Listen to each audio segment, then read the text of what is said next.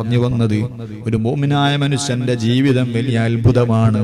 എന്തേ കാരണം? ഇൻ അസാബതുഹു സർറാഉ ശകറ, അവന് വല്ല സന്തോഷവും വന്നാൽ അവൻ അത് മുഖേന നന്ദി ചെയ്യുന്നു.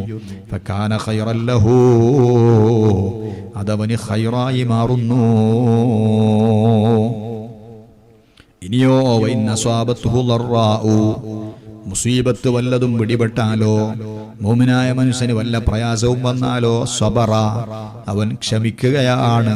അവനതാ കംപ്ലൈന്റ് പറയാനില്ല, ആവലാതി പറയാനില്ല, അല്ലാഹുവിനെ ചോദ്യം ചെയ്യാനില്ല, എന്തേ റബ്ബ് അങ്ങനെ ചെയ്തത് എന്ന് ചിന്തിക്കാനില്ല. അവൻ ക്ഷമിക്കുകയാണ്. ഫകാന ഖൈറൻ ലഹു, അതും അവന് വലിയ ഖൈറായി മാറുന്നു.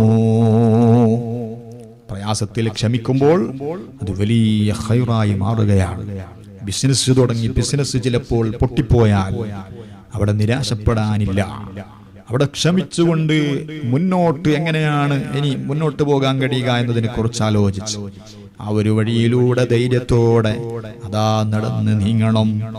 ഏത് മേഖലകളിൽ പ്രവർത്തിക്കുന്നവരാണെങ്കിലും അവിടെയെല്ലാം ക്ഷമ കൈകൊള്ളൽ അനിവാര്യമാണ്. മുസീബത്തുകൾ കൂടെ പിറപ്പാണ്. പലപ്പോഴും പലതും നമ്മൾ അനുഭവിക്കേണ്ടി വരും.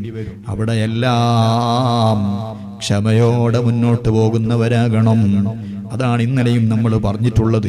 അഷ്റഫുൽ ഖൽഖ് സല്ലല്ലാഹു അലൈഹി വസല്ലം ഒരു മുഅ്മിനായ മനുഷ്യന്റെ വലിയ അത്ഭുതം, അവന്റെ ജീവിതം വലിയ അത്ഭുതമാണ്. അഥവാ അവൻ എന്ത് നന്മ കിട്ടിയാലും അതിന് അല്ലാഹുവിനെ സ്തുതിക്കുമ്പോൾ അത് അവന് ഖൈറാകുന്നു. എന്ത് മുസീബത്ത് വന്നാലും അതിൽ ക്ഷമിക്കുമ്പോൾ അതും ഖൈറാകുന്നു. ആകയാൽ അവന് കൂലി കിട്ടുന്ന സംഗതികളാണിതെല്ലാം. ഒന്നും അവന് നഷ്ടപ്പെട്ടു പോകുന്നില്ല.